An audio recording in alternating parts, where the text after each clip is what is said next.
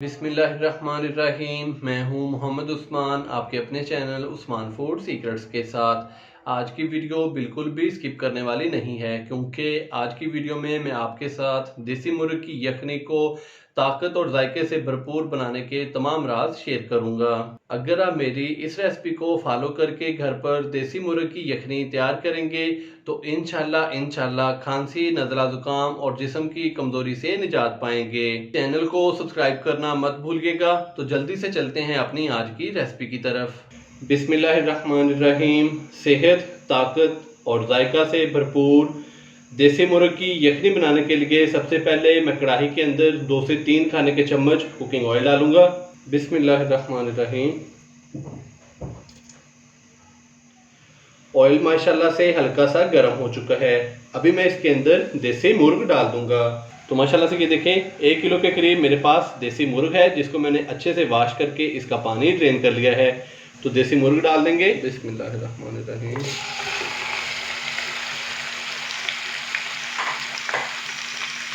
तो मीडियम से low flame पे हम इसको तकरीबन 4 से 5 मिनट के लिए फ्राई करेंगे पहले।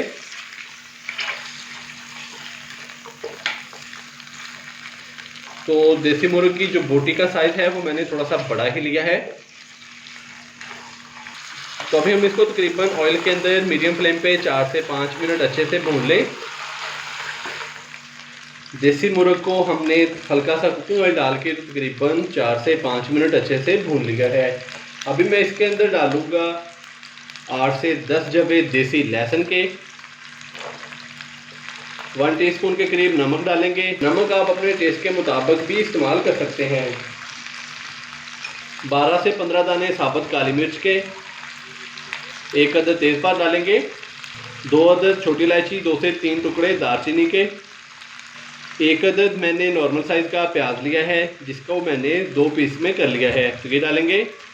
अच्छे से हम इसको करेंगे मिक्स और इसके अंदर डालेंगे हम पानी। तो पानी तकरीबन मैं इसके अंदर 2 लीटर डालूंगा। अगर आप सर्दियों में इस तरीके से देसी मुर्ग की यखनी बनाकर पिएंगे तो नज़ला, ज़ुकाम, खांसी और आपके जिस्म की जो कमज़ोरी है वो जाती रहेगी। तो पानी मैंने तकरीबन उतना ही डाला है कि ये देखें, जिसके अंदर जो देसी मुर्ग है वो अच्छे से डिप हो चुका है।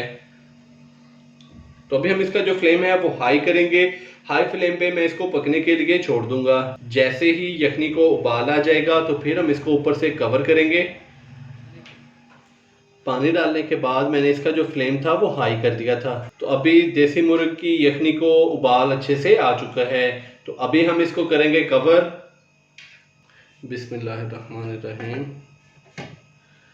तो ऊपर से हमने इसको कवर कर दिया है और इसका जो फ्लेम है वो मैं मीडियम से लो कर दूंगा और मीडियम से लो फ्लेम पे हम इसको पकने के लिए छोड़ देंगे तकरीबन 1 से 1.5 घंटे के लिए। और इसको तब तक पकाना है कि जब तक गोश्त हड्डियों से अलग होना शुरू ना हो जाए। देसी मुर्ग की यखनी का यही एक राज है, जिससे इसका जो टेस्ट है वो बहुत ही शानदार आता है और माशाल्लाह से इसकी यखनी में सेहत और ताकत दोनों ही आ जाते हैं। देसी मुर्ग की यखनी को मीडियम फ्लेम पे पकते हुए तकरीबन 1.5 घंटा हो चुका है। तो अभी हम इसको चेक करेंगे। बिस्मिल्लाहिर्रहमानिर्रहीम। तो माशाल्लाह से ये देखें, देसी मुर्ग का जो गोश्त है वो बहुत ही अच्छे से गल चुका है और ये देखें हड्डियों से भी अलहदा होना शुरू हो चुका है। तो माशाल्लाह से सेहत और जायका से भरपूर देसी मुर्ग की यखनी तैयार हो चुकी है। तो अभी मैं देसी मुर्ग का जो गोश्त है उसको अलहदा कर लूँगा और यखनी को अलहदा कर लूँगा। छन्नी की मदद से मैं इसको छान लूँगा। तो कहीं जाइएगा मत, चलते हैं इसकी फाइनल लुक की तरफ। माशाल्लाह से बहुत ही मज़ेदार और ताकत से भरपूर देसी मुर्ग की यखनी हमारी तैयार हो चुकी है। आप भी इस सर्दियों में ये वाली रेसिपी इस तरीके से बनाएं और खांसी, नज़ला, ज़ुकाम और तमाम बीमारियों से निजात पाएं। अगर आपको मेरी आज की ये रेसिपी पसंद आई हो तो वीडियो को लाइक कर दें। चैनल को सब्सक्राइब करना मत भूलिएगा। मोहम्मद उस्मान को इजाज़त दीजिए। अल्लाह हाफिज़।